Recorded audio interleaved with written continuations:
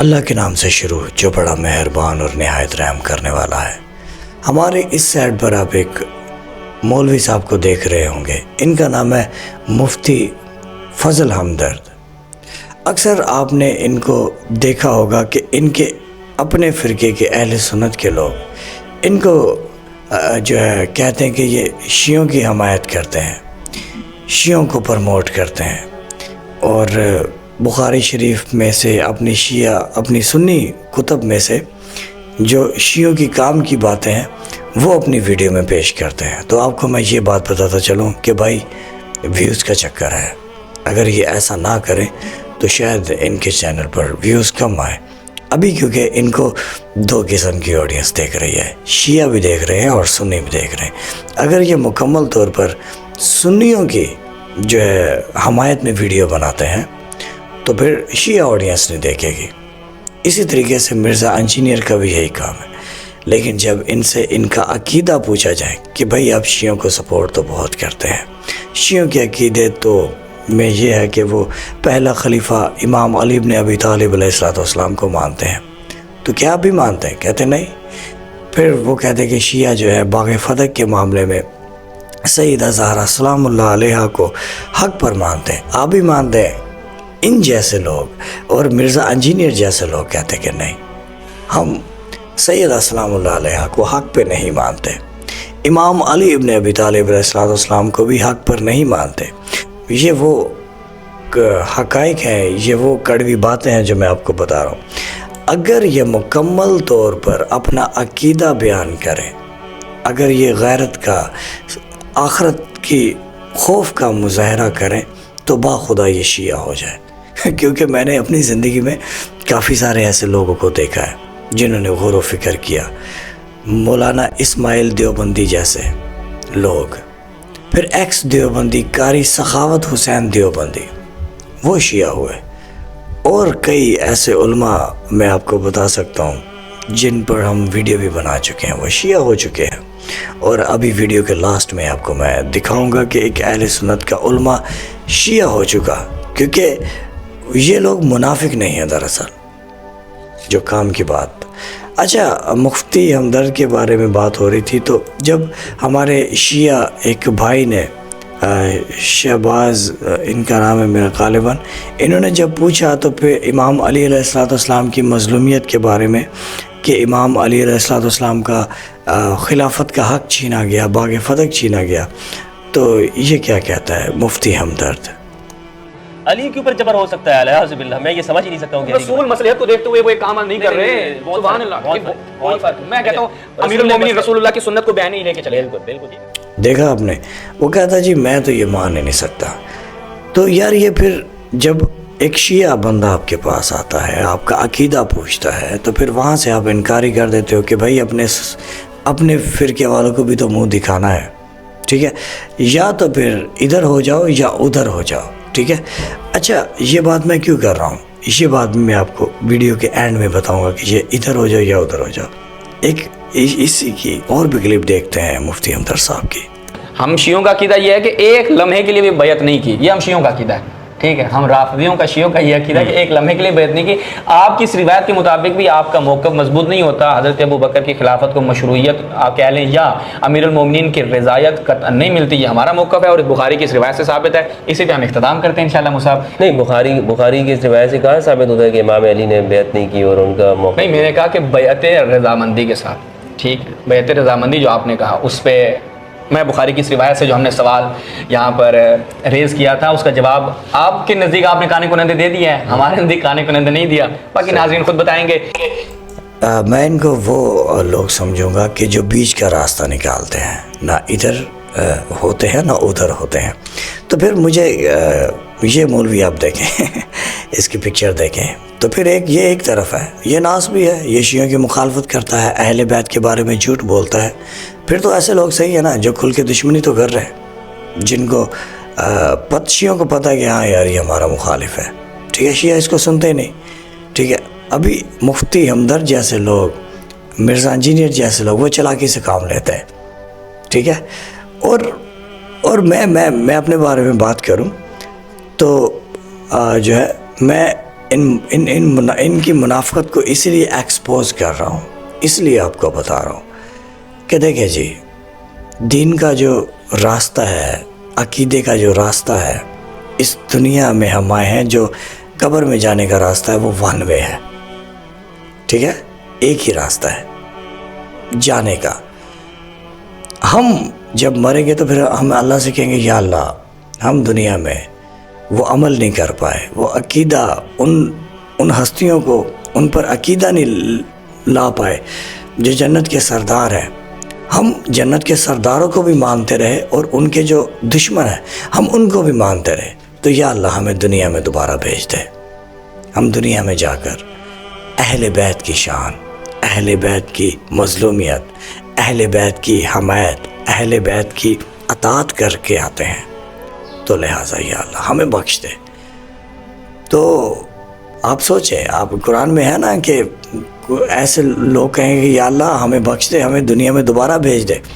ہم اچھے اعمال لے کر آتے ہیں، ٹھیک ہے، اچھے اعمال آپ کو پتہ ہے نا، اہل بیت علیہ السلام کی ولایت کو ماننا، 12 اماموں کو ماننا، پھر ہی اچھے اعمال ہوتے ہیں۔ یہ کہتے ہیں کہ ہم امام علی علیہ السلام کو مانتے، ساتھ میں امام علی علیہ السلام کے مقابلے میں جس نے اپنی خلافت بنائی، جس کی کوئی دلیل بھی نہیں ہے، اس کو بھی مانتے ہیں، ٹھیک ہے۔ یزید سے بھی ہو محبت، حسین سے بھی ہو پیار، حضور ہم سے یہ دل لگی نہیں ہوتی۔ تو بھائی بات کچھ یوں ہے کہ وہ جو راستہ ہے نا، میں نے آپ کو بتایا تھا کہ ون وے کا راستہ ہے، ٹھیک ہے، اس راستے کو سمجھیے۔ آپ کو ابھی ایک ویڈیو کے لاسٹ میں اہل سنت کا مولوی دکھانا چاہوں گا جو شیعہ ہو چکا ہے، اور اس کی باتیں، اس کے ویور بھی کم ہے، پتہ ہے آپ کو، اس کے سبسکرائبر ٹھیک ہے لیکن ویور بیچارے کے کم ہے، کیونکہ منافقت نہیں نہ کر رہا، دونوں پارٹیوں کو راضی نہیں کر رہا، شیعہ اور سنی کو دونوں کو راضی نہیں کر رہا، وہ صرف سنی سے شیعہ ہوا تو بس ابھی اہل بیت علیہ السلام کی طرفداری، قرآن اور اہل بیت کی پیروی، قرآن اور اہل بیت کی باتیں، ٹھیک ہے، اس لیے ان کی آپ کو باتیں سنواتا ہوں۔ بسم اللہ۔ جو انتشار آج ہم جس کے مظاہر دیکھ رہے ہیں، اس انتشار کا بیج خلیفہ اول ابو بکر کی خلافت کے تقرر کے ساتھ بویا گیا، خلیفہ ثانی عمر بن خطاب کی خلافت کے ساتھ بویا گیا۔ اب میں اس کو آپ احباب کے سامنے قرآن مجید برہان رشید کی آیات کی روشنی میں پیش کرتا ہوں۔ سب سے پہلے آپ ملاحظہ کریں سورۃ البقرہ آیت نمبر 30، انی جاعل فی الارض خلیفہ، کہ اس میں فرمایا گیا کہ میں زمین میں خلافت کا انتخاب کرتا ہوں، یعنی میں زمین میں خلیفہ بناتا ہوں، یعنی خلافت کا اختیار اس آیت میں فرمایا گیا۔ اللہ عز و جل فرماتا ہے کہ وہ میرے پاس ہے، میں جس کو چاہتا ہوں خلیفہ مقرر کرتا ہوں، خلیفے کا انتخاب کرتا ہوں۔ دوسری آیت سورۃ القصص کی آیت نمبر 68 آپ ملاحظہ کریں کہ وَرَبُّكَ يَخْلُقُ مَا يَشَاءُ وَيَخْتَارُ مَا كَانَ لَهُمُ الْخِيَارَةُ، جس میں فرمایا گیا کہ تیرا رب تخلیق کرتا ہے جس کو چاہتا ہے، اور جس کو چاہتا ہے اختیارات دیتا ہے۔ مَا كَانَ لَهُمُ الْخِيَارَةُ، جب اللہ تعالیٰ کسی کو اختیار نہیں دیتا تو اس کے پاس کوئی اختیار نہیں۔ اب ان دونوں آیات کریمہ کی روشنی میں دیکھیں، خلیفہ اول ابو بکر کی خلافت کو بھی اور خلیفہ ثانی عمر بن خطاب کی خلافت کو بھی، یعنی ان دونوں خلافتوں کا تقرر اللہ تعالیٰ کی طرف سے تو نہیں ہوا، اور ان دونوں خلیفوں کو جو اختیارات ملے وہ بھی اللہ تعالیٰ کی طرف سے نہیں۔ وہ خلافتیں اور ان دونوں کو خلفاء تسلیم کرنے والے خود اس بات کا اقرار کرتے ہیں کہ وہ تو اجماعی صورت تھی، یعنی سقیفہ میں مسلمانوں کا اجماع ہوا تو خلیفہ اول کا تقرر ہو گیا۔ اب خود ہی آپ دیکھیں اس بات کو کہ یہ کس قدر کمزور بات ہے کہ مسلمانوں کا اجماع اگر قرآن مجید برہان رشید کے برخلاف ہو تو اس کی کیا حیثیت ہے، یعنی وہ صفر حیثیت رکھتا ہے، وہ بڑی کمزور اور ضعیف حیثیت اختیار کر جاتی ہے۔ یاد رکھنا، ہر انتشار، ہر فتنہ فساد کی ابتدا وہاں سے ہو جاتی ہے جب اللہ رسول کی مخالفت ہو، اللہ رسول کے حکم کے برخلاف جو بھی قول یا عمل کیا جائے وہ انتشار ہی ہے، وہ فتنہ ہی ہے، وہ فساد ہی ہے۔ اب دیکھیں ان دونوں خلافتوں کا تقرر اللہ عز و جل کے تقرر کے برخلاف ہو چکا۔ اب دیکھیں کہ خلیفہ کس کو منتخب کیا تھا، کہ خلافت کا اعلان، امامت کا اعلان، ولایت کا اعلان تو مولا علی علیہ السلام کے لیے کر دیا گیا۔ رسول اکرم صلی اللہ علیہ وآلہ وسلم نے غدیر خون کے میدان پر جب فرمایا کہ من کنت مولا فہذا علی المولا، کہ جس کا میں مولا اس کا علی مولا۔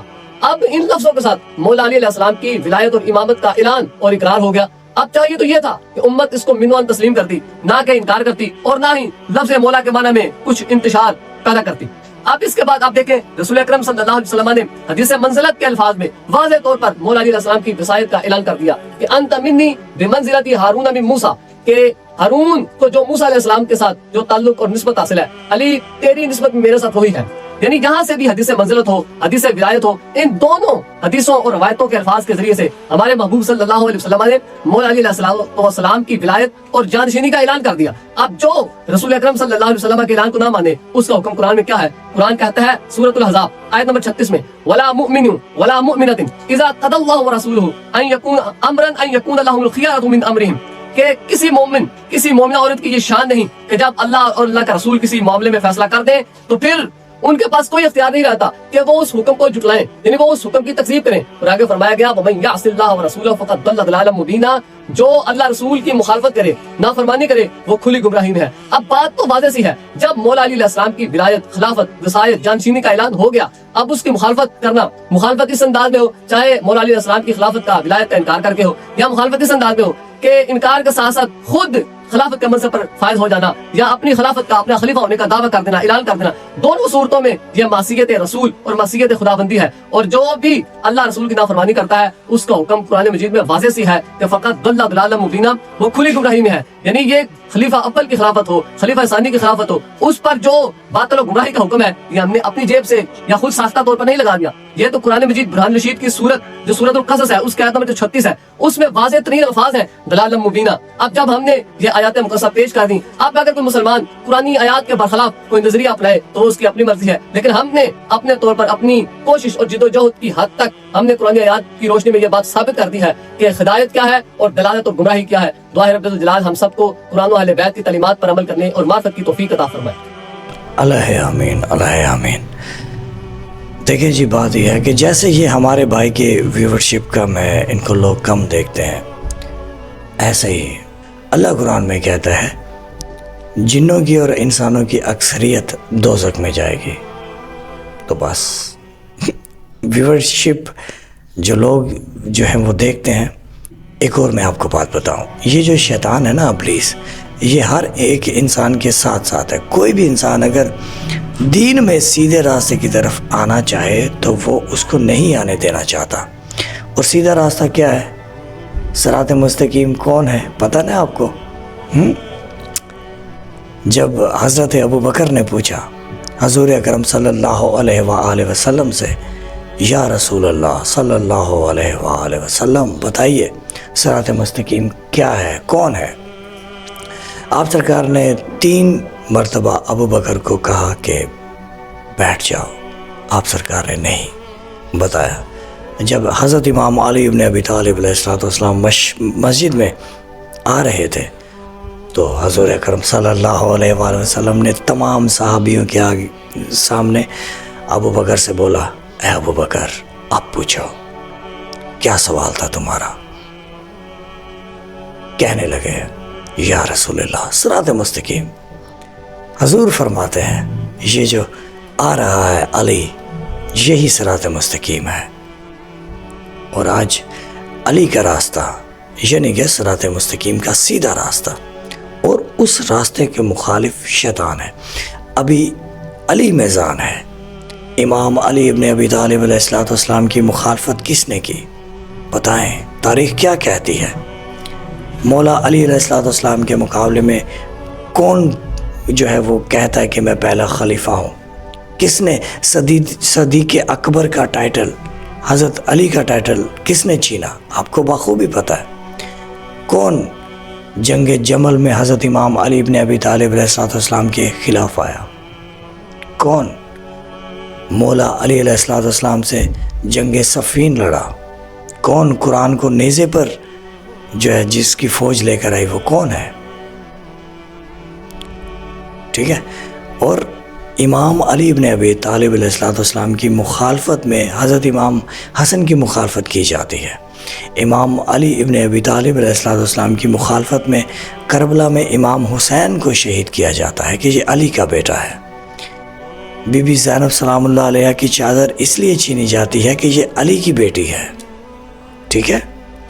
اور آج بھی حضرت امام مہدی علیہ السلام کی مخالفت لوگ کرتے ہیں کہ یہ بھی علی کا بیٹا ہے۔ پتہ ہے آپ کو؟ جو مولوی تاریخ پہ نظر رکھتے ہیں، جو بغضی ناسبی جو مولا علی علیہ السلام سے جلتے ہیں، ان کی اس بات پر نظر ہے کہ امام مہدی علیہ السلام علی ہی کی اس میں نسل میں سے آ رہے ہیں، اس لیے تو وہ حضرت امام مہدی علیہ السلام کے مخالف رہتے ہیں.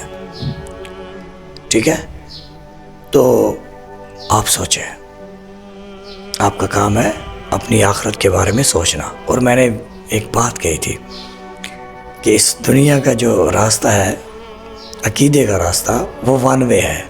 ٹھیک ہے، اس دنیا میں دوبارہ نہیں آنا عقیدہ لینے کے لیے، اعمال لینے کے لیے. اعمال آپ کے تبھی قبول ہیں، اچھے اعمال، نمازیں، ساری چیزیں، جب تک اہل بیت علیہ السلام کی پیروی، ان سے محبت، ان سے عقیدہ، ان سے دین نہ لیا، قرآن اور اہل بیت کو فالو نہ کیا. ابھی اگر آپ اہل بیت سے محبت کرتے ہیں، مولا علی علیہ السلام کا دم بھرتے ہیں، تو پھر کیسے ہو سکتا ہے کہ مولا علی علیہ السلام کے دشمن کو بھی آپ رضی اللہ کہیں، اور مولا علی علیہ السلام کو بھی رضی اللہ یا علیہ السلام کہیں؟ کیسے ہو سکتا ہے کہ سیدہ فاطمہ زہرا سلام اللہ علیہ کا بھی آپ احترام کریں، اور جس نے باغ فدق پاک بی بی کو نہ دیا اس کو بھی رضی اللہ کہیں؟ کیسے ہو سکتا ہے؟